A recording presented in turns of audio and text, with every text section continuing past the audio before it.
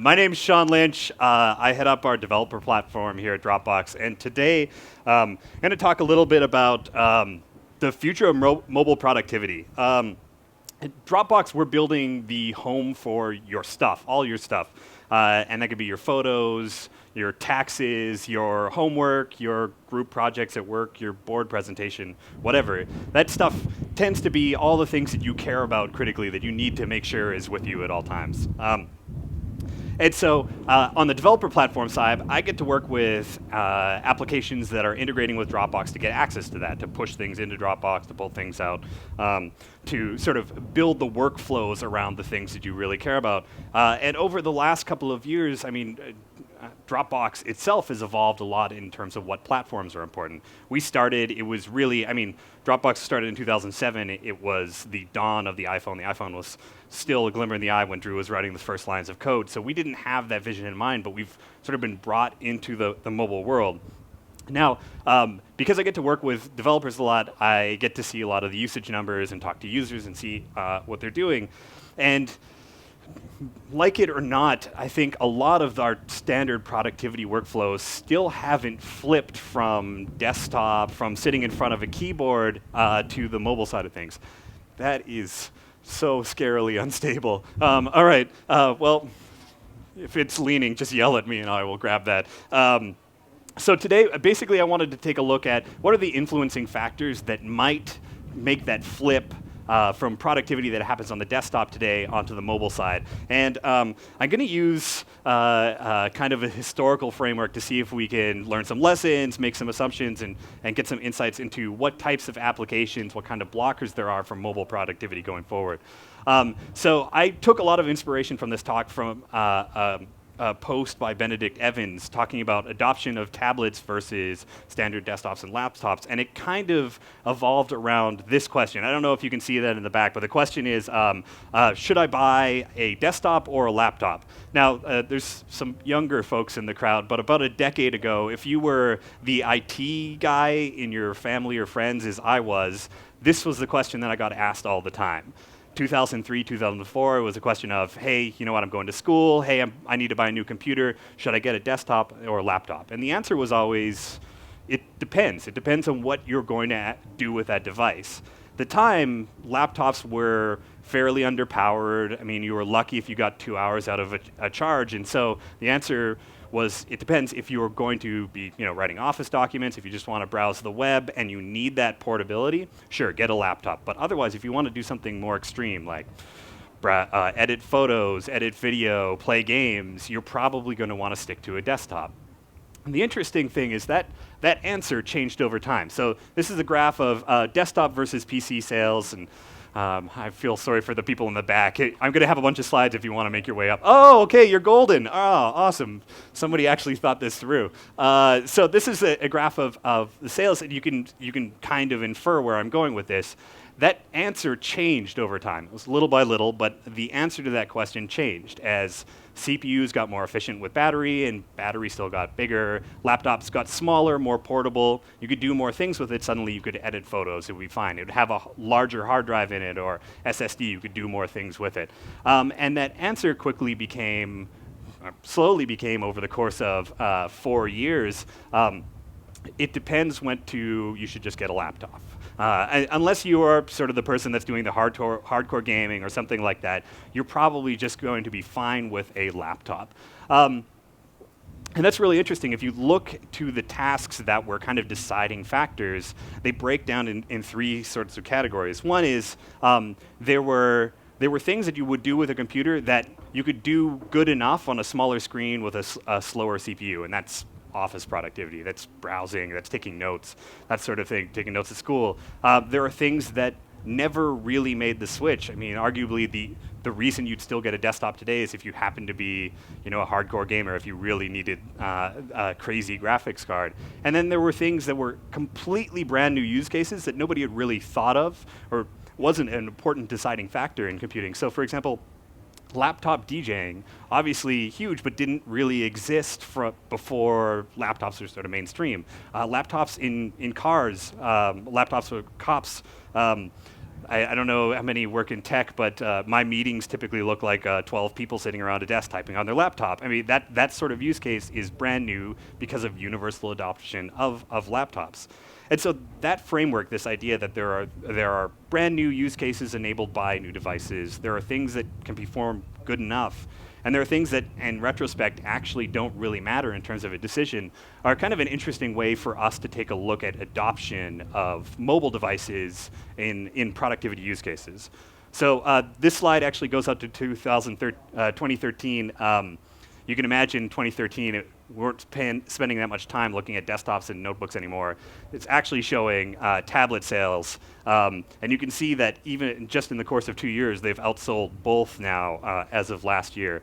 Arguably, that has been primarily driven by entertainment use cases, social networking, browsing the web, media consumption, and not necessarily the product side of things. And if you throw smartphones off here, it's literally off the charts. It would be an order of magnitude higher in terms of global sales.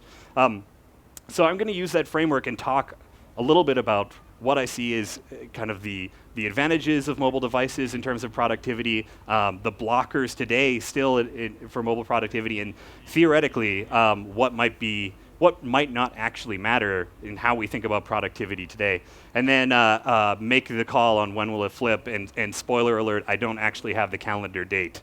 So if anybody is waiting for the marketing or the stock market tip in order to take advantage of that, I'm sorry, you are going to be disappointed. Probably just want to get a beer. So to start, I'm just going to set up a little bit of shared terminology. When I'm talking about productivity, what I'm talking about is the act of producing something. You may not actually be producing it on the device itself, but it's all the inputs that go into production, all the tools that you may use. Or another way to think of that is everything that is not play, everything that you are doing for a purpose or to some end. And in terms of mobile, I'm lumping smartphones and phablets and tablets together. Another way to think about that is the mobile operating systems, which are iOS and Android predominantly. It's starting to get really blurry now that you can buy tablets with external keyboards and laptops with touchscreens, but the operating systems tend to make a nice split. So in terms of advantages, I think these are probably obvious for the smartphone owners in the crowd, which is approximately 100% of you, I'm assuming. The first one is cost. And the interesting thing here is oftentimes when we look at phones, we're looking at them relative to the feature phones that we had. So your Rogers contract or your Verizon contract or whatever looks astronomical compared to what you were paying before, now that you have data and you've got a sponsored phone.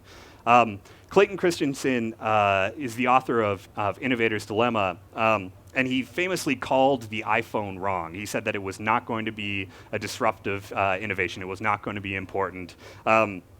Because he saw it as just an extension to the mobile market, when in fact, he's been very gracious in acknowledging that he was wrong. In fact, now he sees it as a cheaper computer. It's a much cheaper computer that you are carrying around with you at all time. And what that low cost buys is ubiquity. It means that everybody, the use case now is that everybody has a device, and not just people in North America either. Globally, entire markets that didn't have access to the internet or a computer, that's just not practical for them, suddenly have internet connections themselves. And this enables a ton of really interesting use cases. So obviously, in terms of cost, Square has done very well as a device that uses software to actually replace something that was big, bulky, specialized, and pretty hard to carry around. Uber, I hear that there's Uber Montreal. I haven't got a chance to ride it yet. In San Francisco, you often see the setup of the Uber driver with the one phone for tracking Uber, the tablet for a map, another phone for their music. It's kind of like a digital Star Trek dashboard that they're building out of all these devices, essentially with software and relatively cheap hardware. Now, I'm not pointing at Twitter as the interesting use case. Nope, I'm going to go back here for a second. Twitter as the interesting use case for productivity, although it certainly has a purpose there. I love the example of the Arab Spring in terms of using social media to pull people together. But this is one of my favorite examples.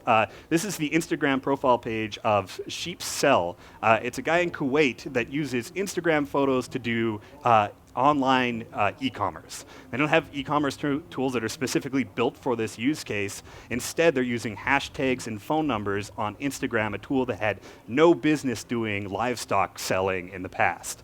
And it's those sorts of things that the fact that there are cheap connections, cheap devices that everybody has, and software that can be used in fundamentally a wide variety of ways that are incredibly fascinating to me and are enabled by these sorts of devices. The second one, not surprising, portability, but it takes us a step farther from portability of laptops, right? So laptop, even today, 6-7 hours charge. For your cell phone, to be successful in the market, you have to be able to hold a charge for a day. That's baseline requirement for smartphones today. So it's easy for developers and software builders to assume that devices are going to be on you every waking hour of day. And that means that you get use cases that are built around timely reaction. Now, that makes sense for communication models. SMS has been showing this for a while. Messaging has obviously benefited greatly from being able to timely react.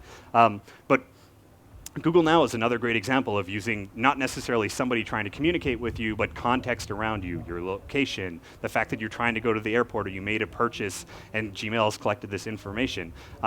This sorts of thing actually I haven't seen necessarily used in productivity contexts, but I think we'll see a lot of applications that are trying to pull in more sort of ambient content and together to build sort of like an experience around that.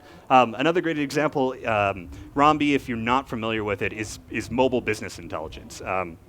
It's dashboards that are optimized for your tablet or your phone.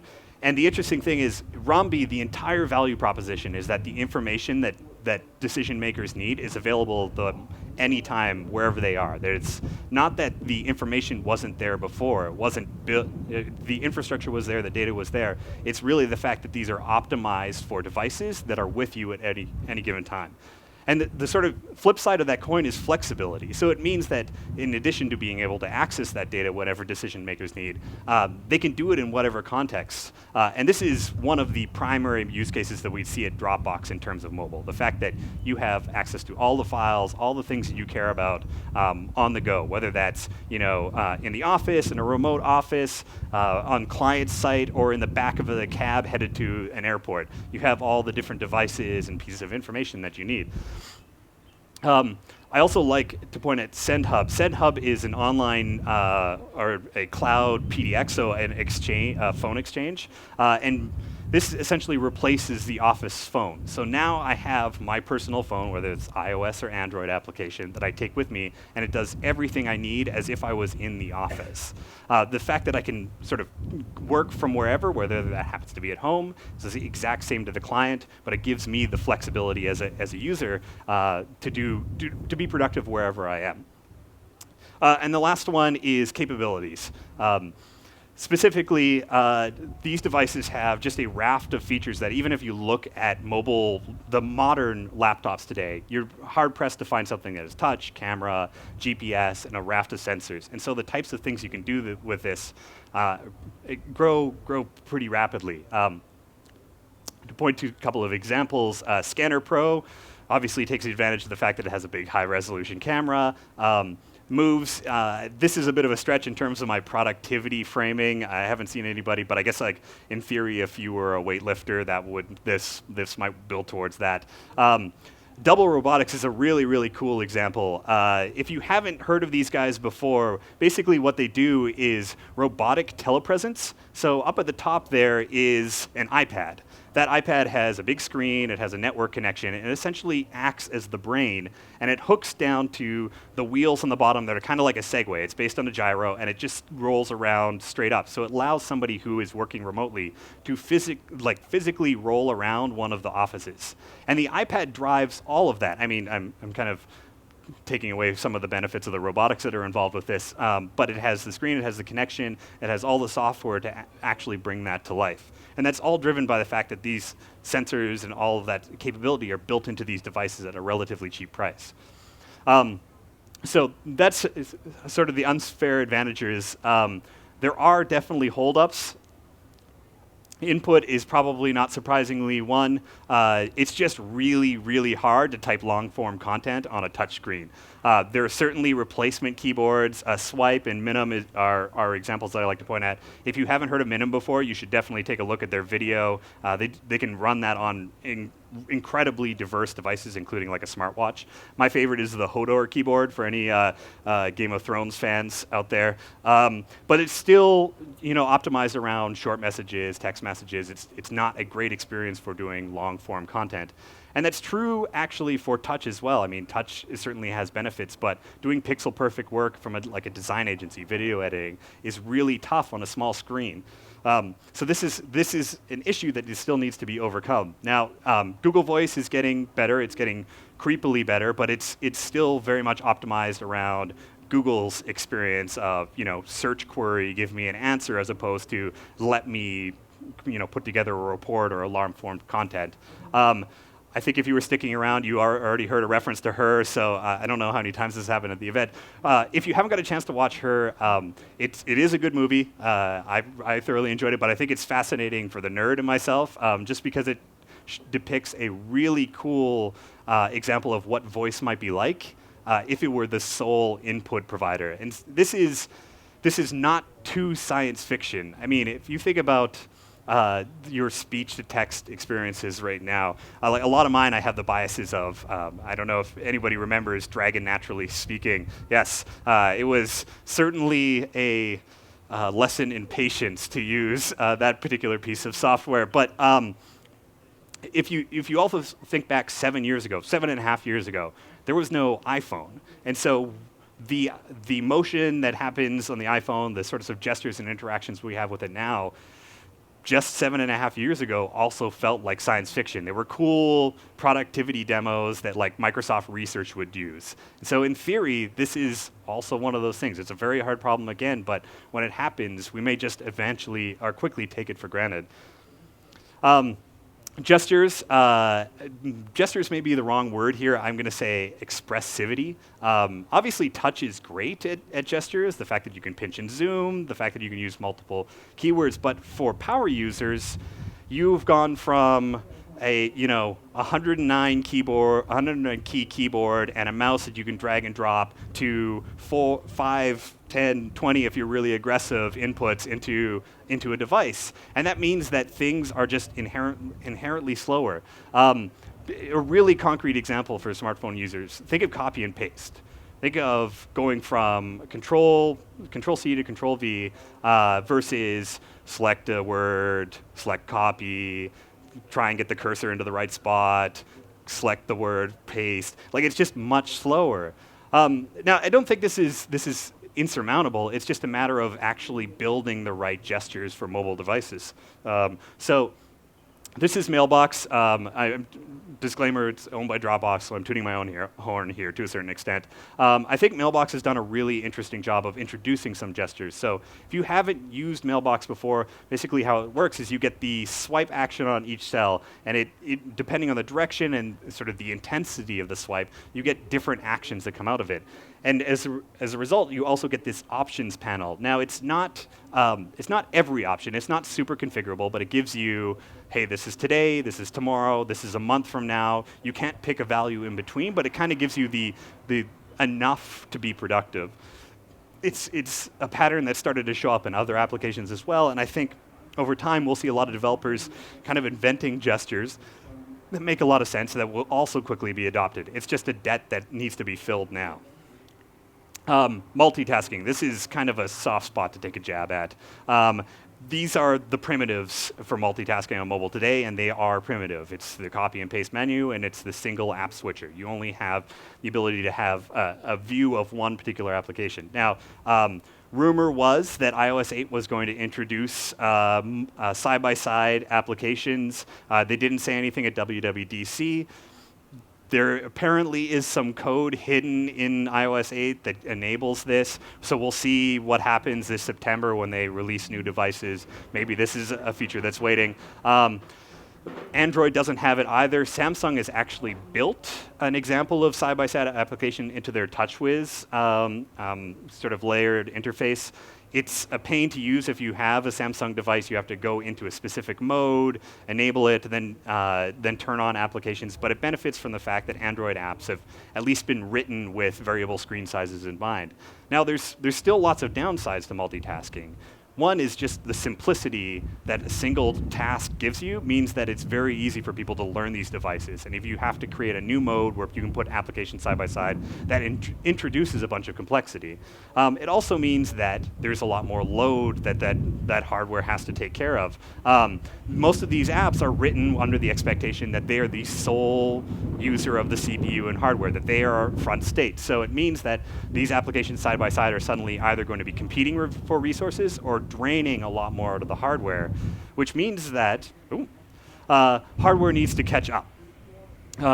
Now, there's pretty constant improvement on the hardware side, but CPUs will still need to increase, batteries in lockstep will need to increase, and as we're seeing very rapidly, screen sizes are increasing as well to promote productivity. So this is the Galaxy Note 3. It went on sale late last year. It has a stylus. I don't realize that people still want styluses, but apparently they do because they sold 10 million of them in 60 days. It was their fastest note-selling device, and it has a giant screen. Our Canadian friends at BlackBerry are working on what they call the IMAX of productivity. It's a 4.5 rectangular screen, but you can actually see from the examples, there's a lot to be said about having a nice even aspect ratio. And the rumor is on the new iPhone, anywhere between a 4.7 and a 5.5 inch screen is probably going to be the one that they go with.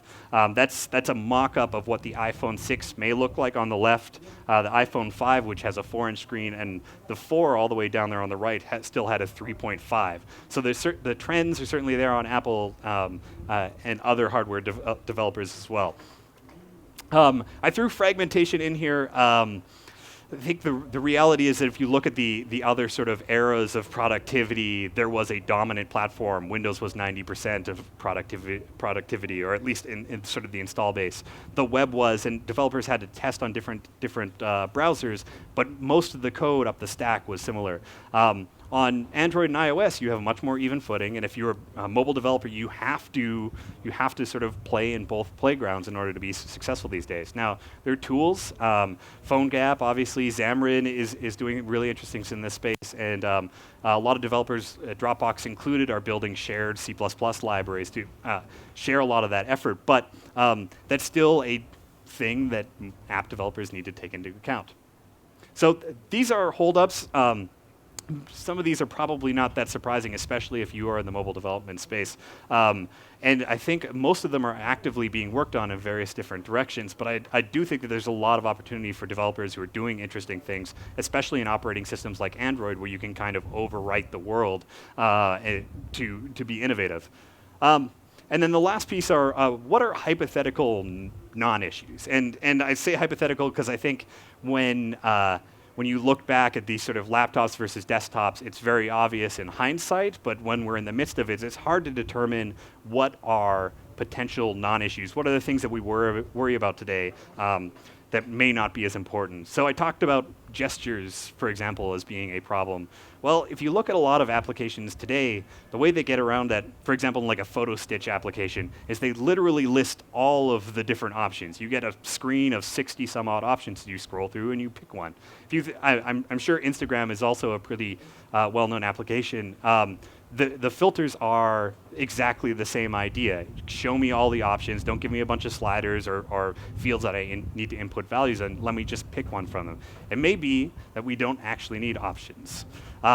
I didn't talk too much about enterprise, but enterprise is actually being affected by that same cost driver. The fact that individuals are bringing their own services and devices because they're cheap to work means that enterprise may not play as much of an input into adoption of these tools.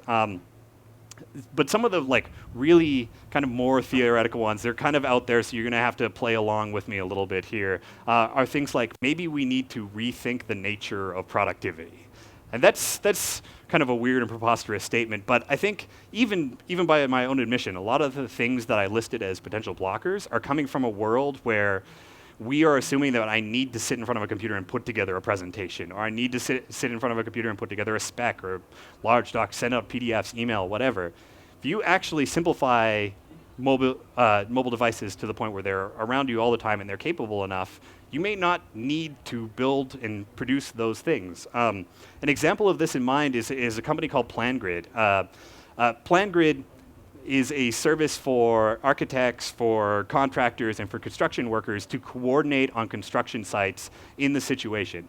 And their original pitch was, look, you don't need to print out all of those different versions of the sketches anymore. Just have them on this device. But the real sort of innovation there is they bring that collaboration into the context for every person involved in that stack. And last reference to her, I promise, for the day. If you can get to the point where technology is actually advanced enough that you can just depend on it as a sort of active assistant, it can capture all the inputs that happen organically in your day, your conversations, the decisions that come out of meetings, your meetings with customers. That can all just be bundled up in a way that you don't have to sit in front of a computer and produce those things. So it's possible that all of these different blockers that I just listed and defended actually are a non-issue completely if the computers will just sort of get in the way and take care of that for us. And the other one, which I think is really interesting, is rethinking the hub. The other bias that came out of putting this together was this idea that a computer is still sort of the source of truth for a lot of different things. And I think that Apple and Google are recognizing the difference here too. So Apple at WWDC released a feature called continuity.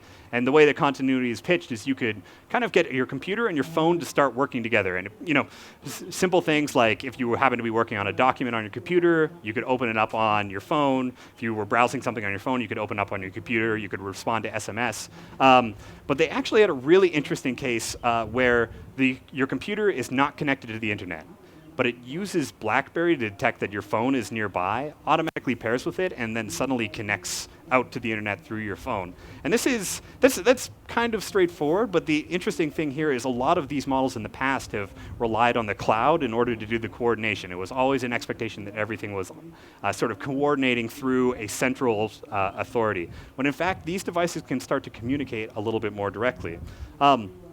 And let me, I got a slightly older version here. So I think another announcement at I/O was Android for a number of different devices, Android on Android Wear, Android on Auto. And in these situations, there was very much Android as the center of things, pushing out notifications to your phone, to your watch. The casting applications to your car, but it still had this sort of inherent model of your computer was your source of truth. But the interesting thing is, what if we reverse the polarity on that? What if we start putting your Android phone at the center of basically everything you do with your computer? If you think about it, your Android device already knows pretty much everything about you. Already knows all the different services you use, all your passwords, and it already has access to all your documents because you've plugged it into everything that you care about. It may not have it on the phone, but it certainly knows how to get at it, how to access it. If your Android phone could push the activities that you want to do out to your computer, I mean that your computer starts to become kind of like an external monitor or a keyboard. It's just something that you plug into it, and also something that you don't really need to own yourself. You could push to somebody else's computer. I could push to this screen right now. It's just another thing, another accessory for my Android device, and so, or iOS as the case may be. So there's a lot of different, a lot of biases that are inherent in, I think, in some of the solutions that we look at right now that in 5 years' time and 10 years' time may not actually be as important. So where does that leave us? As I promised, I don't actually have a date to suggest of when this all happens. And I think the reality is that we will see more of what PlanGrid is already doing, kind of a rethinking of the actual problem space. What are the problems that people are trying to solve, and then applications being built to support those sorts of activities, rather than the general tools, the solve-all tools that we are sort of familiar with today, but are frustrated because they're not translating perfectly onto the mobile side of things. At Dropbox, we're really excited because I think we can be a big part of that. We can help support a lot of the application developers, but I don't I would not claim to say that Dropbox is going to solve that all ourselves. We really need to rely on an ecosystem of apps to solve, communicating with construction workers, communicating with real estate agents, hospitals, whatever. So I think the answer to the actual question of when it happens is at the point where you stop thinking about which laptop or tablet and smartphone I need to buy as a trade-off and thinking about what accessories do I need to plug into my smartphone instead. That's the point where we'll finally be in terms of mobile productivity. So that's it for me. My name is Sean Lynch. Thanks for sticking it out with me. I really appreciate it. That one's already done, so literally you're the most dedicated crowd possible. I really appreciate it.